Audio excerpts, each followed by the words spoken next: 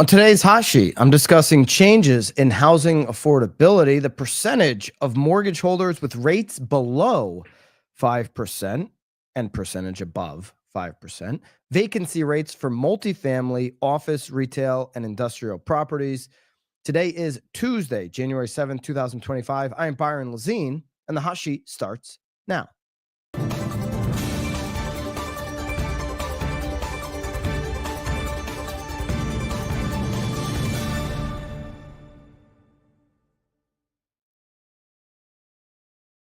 Welcome into the hot sheet. Let me know in the live chat which market you are tuning in from as we dig in to this Tuesday, January the 7th. We've got housing affordability still a top issue, but Redfin tells us that it's better. It's better. Just hold on, guys. Things are improving. We're going to talk about some of the percentages of mortgage holders with rates below and above 5%. I find opportunity in one of those statistics, as well as what I think is probably one of the biggest looming issues over this housing market in 2025. Let's start with the Redfin news here. Housing affordability didn't worsen in 2025. Housing affordability didn't worsen. I don't like that title. Didn't in a title. Housing affordability didn't worsen in 2024. I don't know. I would have wrote that differently, Redfin. The first time in 4 years that has happened. Okay. Let's see where we're at. Oh, so this is what's actually happened. Okay. Share of income needed to afford typical home dropped slightly in 2024 to 41.8%. That's absurd. Okay. Look at, 23, 42.2, and 22 is 39. We would go back to 22. We'd go back to 21 for sure. So yeah, from 20 to 21, it worsened, but we're talking 28.7% to 31.4. Buyers would kill to go back to 2020 levels of share of income needed to afford typical home. 28.7% rising to 31%. Not a problem. Remember 2018 interest rates rose? We were at 32% then. When interest rates rose into the high fours, low fives in 2018, people thought the world was coming to an end. Imagine that. High fours, low fives, 2018 into the fives. We'd love that today. Not going to get there. 31.4%, 21, up to 39% jump in 22, 42.2%. Now down to 41.8%. It dropped very slightly. I'd also call that flat.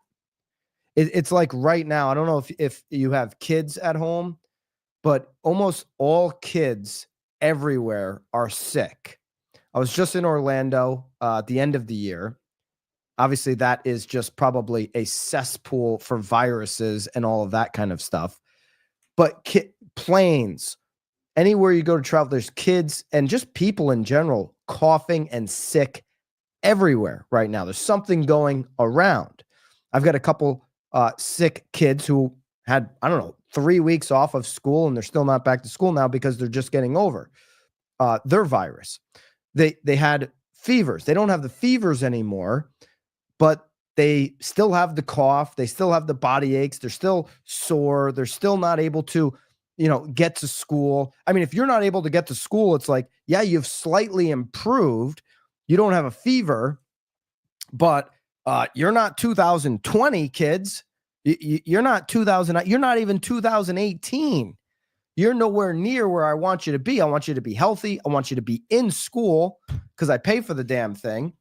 And I want you to be active. I want you to be doing stuff. I want you to be healthy enough to be out of the house. And you've improved. There's no fever, but we haven't gotten anywhere close to where buyers actually need it.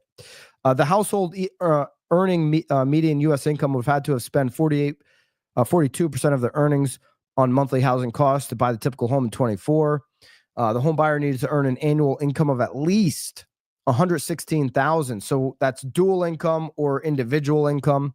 $116,000. They wanted to spend no more than 30% of their earnings. So could have spent less than that, but that means you're up into that 42% percentage of earnings on monthly housing costs. The least affordable major markets were LA, San Francisco, and Anaheim. Go figure, where home buyers would have needed to spend over 75% of their pay on monthly housing costs. Fortunately, for most of those buyers, their income is substantially higher than the rest of the country, so it is relative a little bit. Pittsburgh, Detroit, and St. Louis were the most affordable. Lions fans, opportunity there. Look at that. Affordability improved in 25 out of the top 50 metros in the U.S. So I guess we've got it like we're looking at mortgage application, like we're looking at inventory. We have to say, hey, we got to start the momentum somewhere. Okay. But the reality is we won't see an improvement in affordability until we see major improvements on the interest rates, because I don't see income skyrocketing through the roof, right? There's three ways that can impact the affordability. Incomes go crazy. Okay. We don't expect that. We don't see it. And, outside of a general cost of living increase, it's hard to imagine that you're just going to see incomes go through the roof. Okay. I don't think there's going to be employers looking to say, let me get 25, 30, 40% increases on pay outside of some startups that are exploding. But your general companies where majority of, employees are not going to see that. Okay. So you're not going to get it from income. Are you going to get it from home prices dropping dramatically? There's some Twitter bros, some ex bros that believe you'll get some income or some home prices to drop dramatically, but we've really never seen double-digit drop in prices outside of mortgage crisis times. You go back multiple decades, you don't see home prices fall off a cliff. So you're not going to get it there. You've got to get it on the 30-year fixed. Most of the affordability has to come on the borrowing cost. And right now we're just in that position where it's like, when is it coming? How's it going to come? Can we even get to 6 this year? Affordability is going to be an ongoing issue. So having those conversations with buyers, making sure there's, a healthy dual income borrower when you're working with buyers, having the conversation of, what percent they're going to be in of their earnings. Hey, are you spending 35%? Are you spending 30%? 42%, gets a little dicey. Have that conversation as their trusted advisor. Okay. The income required to keep payments affordable is now at a record high. Okay. So the median household income compared to the income needed to spend less than 30%, that's affordable on monthly housing costs for median price home, that didn't improve from 23 to 24. Okay, the household income needed is well over $110,000, close to 120, and that number didn't improve by any metric, median household income or household income needed. By the way, the charts and everything, they'll be available for you inside of BAMX for the BAMX members. If you're having a conversation with a seller and they're like, I'm just waiting for another 5, 10, 15%. I know my home's gone up 75%, 100%, whatever. I'm waiting for another 5 or 10% because that's the number that I want to cash in on. At some point, the market stops accelerating at these crazy numbers because buyers will have to tap out.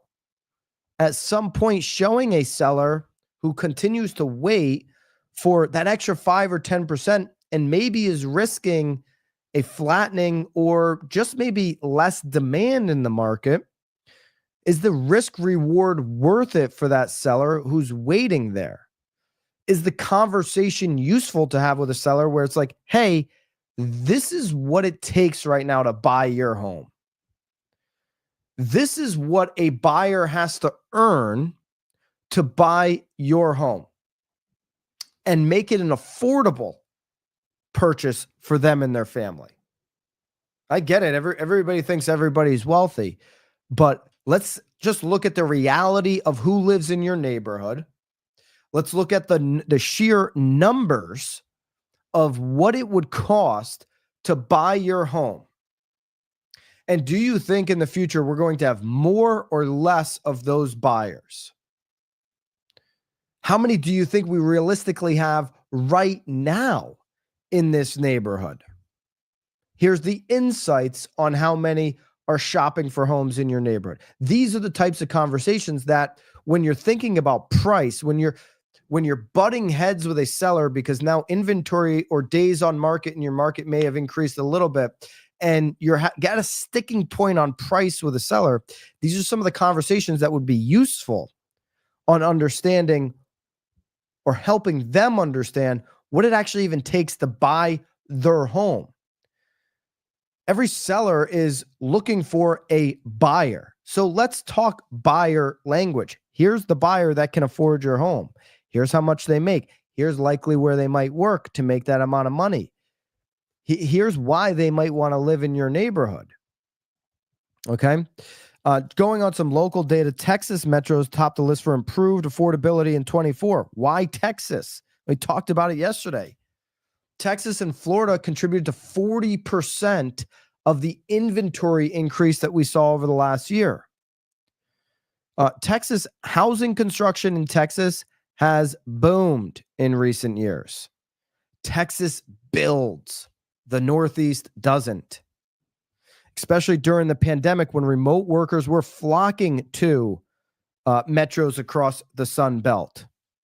Austin is one of these areas. Okay. Austin was the most improved affordability. Then you've got San Antonio, Dallas, Fort Worth, and Portland. Portland is a little shocking. Maybe it's just because prices are dropping. I don't know. But you've got 4 or 5 in Texas. They build. They have inventory. They have options. Okay.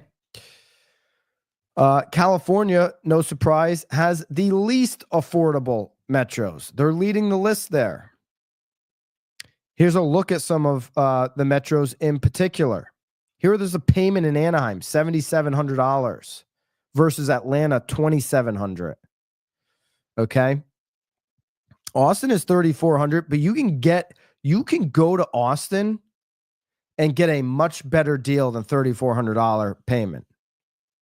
I mean, especially if you're willing to rent. There's some crazy medium rents in Austin. Austin is an affordable option for a lot of buyers and would-be renters. Baltimore, $2,700. Boston, over $5,000. Okay, Charlotte's at $26,000. Charlotte, a boom area at $26,000. Affordable, comparable to some of these other areas. Cincinnati, just over $2,000. Cleveland at $1,654. Dallas is almost $3,200. Denver's just under $4,000. Fort Lauderdale is $3,150. Detroit's at $1,354. Houston's at $2,500. Indianapolis, $2,000. Jacksonville, $2,500. Kansas City, $2,300. Las Vegas, almost $2,900 on the mortgage payment. Vegas is very attractive right now. Miami, almost $3,800. LA, over $6,000. Nassau County, $5,100 on the payment. Bobby's laughing over here. We got Bobby in studio, not from Haley. Nassau County. But Bobby's from Nassau County. Doesn't live there anymore. Because the payments are $5,185. Bobby's got Nassau County in his heart. Bobby, where's your mic? I thought we were doing a mic in 25. What happened to that? We are. We're doing the mic, but I want to make sure we get the camera first, so I have to rotate out on a non-real word day. But let Bobby know in the live. Get your game tight, Bobby. We need the producer mic. What's going on here? Tomorrow we will be cammed up. We talked about this at the end of 24. We want a tight game in 25. Unfortunately, affordability in 25 is going to remain tight. Know how to explain it. Even to sellers, they should understand this. It's Redfin. It's improved. The fever's not 102.4. It's like 100, maybe 101. Not ready to go back to school yet, Redfin. Okay, 73% of U.S. mortgage borrowers have an interest rate below 5%. Okay, so 3 out of 4 mortgage borrowers, interest rate below 5%, kind of locked in, maybe not thinking about selling. that lock-in effect, that Cold War, as I called it, a few years ago. It's a reality. Flip side, 1 out of 4 mortgaged borrowers have an interest rate above 5%. By the way, the most right now we've seen in a number of years, over 6%. Those are going to be more of the would-be sellers. Okay. The millennials that need to make a move, lifestyle situations, over 6%, not impacted. Okay. Certainly are on the table for having a conversation about selling. Here's the interest rate on outstanding mortgages, according to Resi Club. Fantastic chart available inside of BAMX for members. Grab it if you're a member. 73.3% of U.S. mortgage borrowers have an interest rate under 5%, according to FHFA. Okay. Under 3% is 21%. I would not, if I'm using something like PropStream, which we always have a link down below for our friends at PropStream. If I'm using a data solution like PropStream, where I'm like, I want to talk to to homeowners at a certain interest rate, I'm ignoring the less than 3%. They're not 1 out of 5 mortgage borrowers that have an interest rate less than 3%. They got to be almost like they got to be really in need to sell that. It's such a great asset. It's like printing money, right? People hate it when I say that. It's like printing money. Well, versus, a 7% mortgage that they might trade into, it's kind of like printing money. Okay, 33.9% are 3 to 3.99. Really tough. So 50% of mortgage borrowers, 50+% under 4, really tough to move them off the sidelines. When you start getting into the 4s, 18%, 5 to 6, 10%. Or how about this one? Over 6%, there's 17% of mortgage holders in that category, the grade, over 6%, highest number we've seen in quite some time. That's an opportunity for real estate agents to have conversations with those 17.2%. Almost 1 out of 5 mortgage borrowers over 6% now. There's opportunity there because they're not impacted on the lock-in effect. They're not impacted at all. Look at how this is the highest level we've seen since, you're talking 2016. You got to go back to 2016, 2017 to get this kind of level above 6% on the 30-year fixed. So that to me, and again, charts available inside of BAMX, that to me is a considerable opportunity. That is improvement in the market that could lead to some more sales, some more opportunities, some more fluidity into the market. Here's something else. It's inside of your BAMX show notes. Okay, your hot sheet show notes available to all BAMX members. Use code HOT. If you're not a BAMX member, you're missing out. Historical and current mortgage rates. Okay. 2015, 2016, 2017, 2018, 2019, 4.5% or lower. 2020 in that category. 2021, you got under 4%. 2020, 2021, under 4%. 22. And look at now, 6.5%, 6.7%, 7%. Okay. This is going back to 2015. The big picture is go take them back to 07, 02, 04, 99, 98, 84. Look at those numbers to really get a historical. These numbers here, okay, recent memory is a recovery from a crisis and then another crisis on top of recovery from great financial crisis. You got crisis on top of crisis. Crisis-like event, like Skylar Olson says. That's what brings rates down. Those aren't normal numbers when compared to the overall history. Okay. The average forecast for this year based on 14 rate models, talked about this on the last Knowledge Brokers, average forecast for 2025. This is based on 14 rate models tracked by Resi Club is 6.34. Okay. We're not getting anywhere to the 4s or the 4.5s or the 5s. 6.34 based on 14 models. If we avoid crisis, economic predictions are complicated. When you have those basic, those a COVID-19 lockdown or a fiscal intervention like we saw in the great financial crisis, those disrupt what the interest rates will do in a normal 12-month cycle. Okay. All right, moving on. Vacancy rates. This is one vacancy rates for multifamily, office, retail, and industrial retail. Now, I'm not worried about industrial real estate. When we look at and multifamily, ultimately not worried about it. There's going to be some people that get caught up in the I want to be Grant Cardone phase of their life that are going to get hurt because they thought owning doors was and wearing a flat brim hat was the way to success. They found out that buying doors, dude, and doing it at high borrowing costs and not getting cash flow, bro, it means you have to play the extreme long game and self-manage. And a lot of people don't want to do that. Not ultimately worried about multifamily vacancy rates because, we don't have the inventory. Rents are going to be there. Rents for people who either understand what they're buying. I'm buying appreciation for the appreciation game, or I'm buying basically a dog of a location to get cash flow. Okay. You can really only, unless you're a player in the game, like, buying these 500 units, 1,000 units, if you're investing in your local town, local community, you're either buying for long game appreciation because you bought great location and the property will appreciate. It'll be valuable over time. Or you're buying a dog of a location because you want that monthly cash flow. You're buying a crap hole because you want monthly cash flow. You don't get it both ways. Okay. I'm not worried about multifamily. And I'm not worried about industrial. Industrial, a lot of investors want to buy industrial.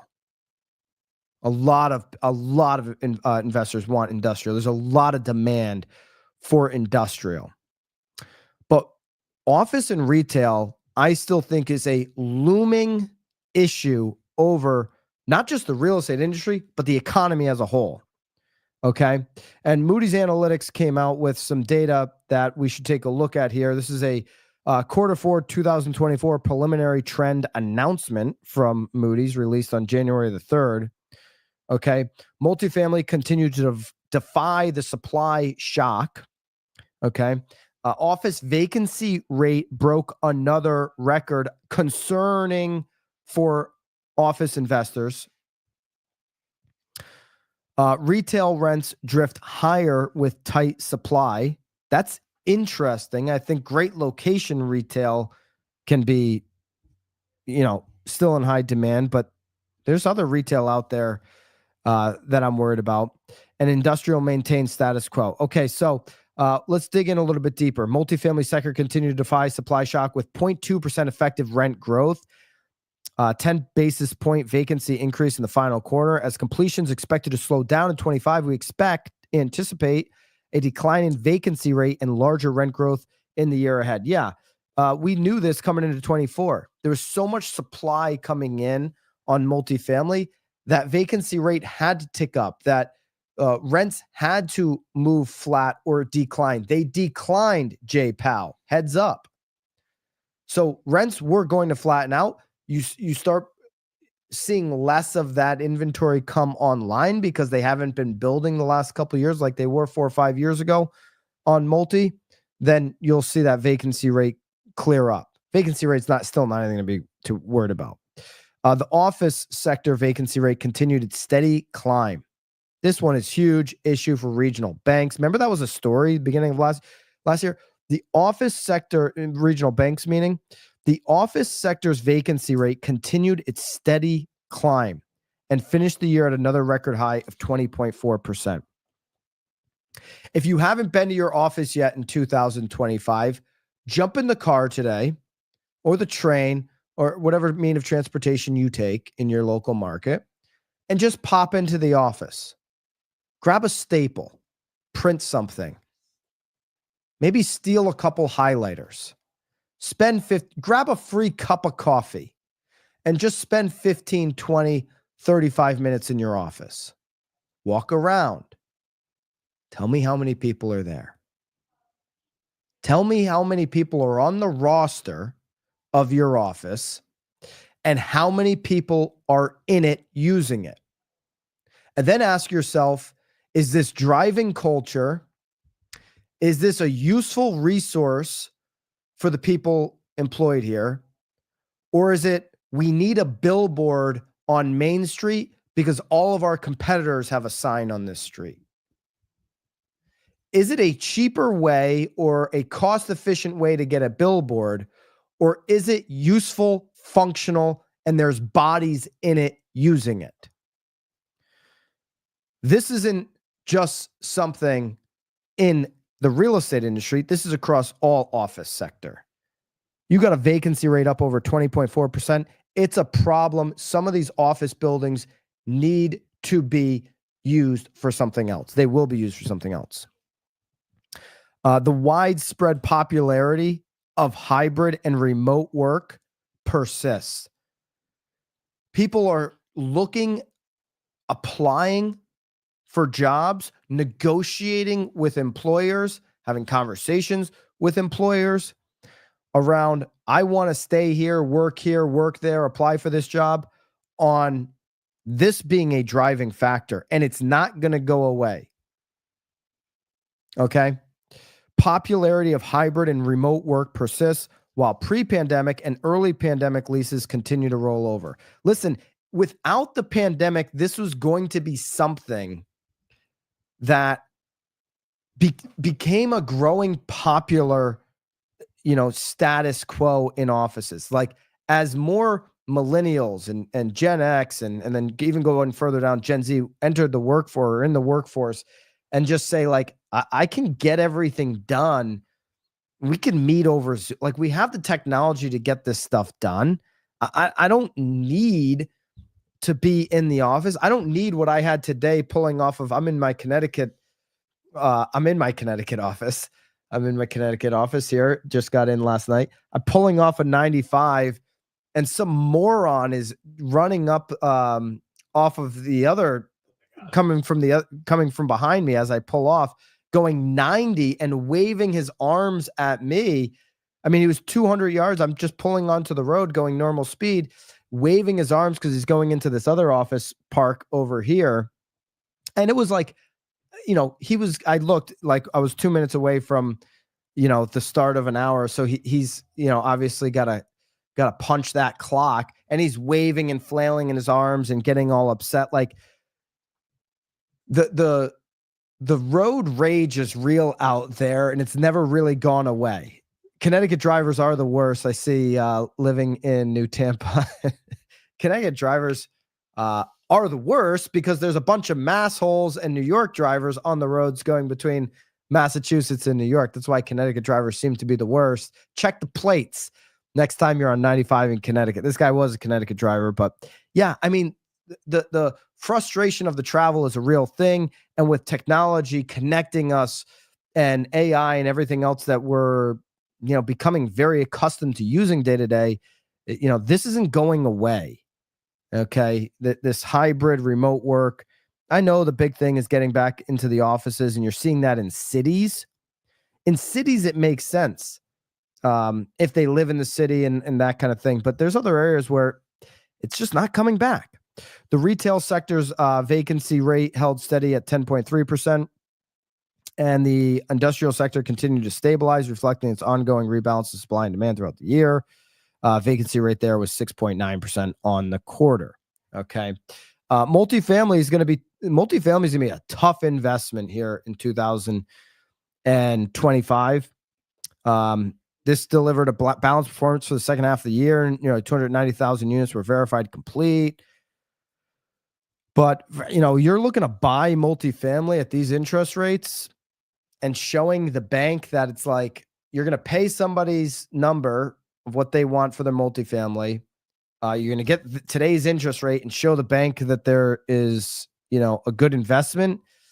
It's a hard investment to take. Okay. It's a hard investment for a lot of people to wrap their mind around not getting that cash flow, bro, because they've been convinced of it for so long. There's a bunch of other vacancy rate data in here. If you're grab the link. We'll have all this stuff down below. Who's offended by the masshole comment? Calm down. What was that? There's a whole bunch of stuff in here, so you can grab this stuff.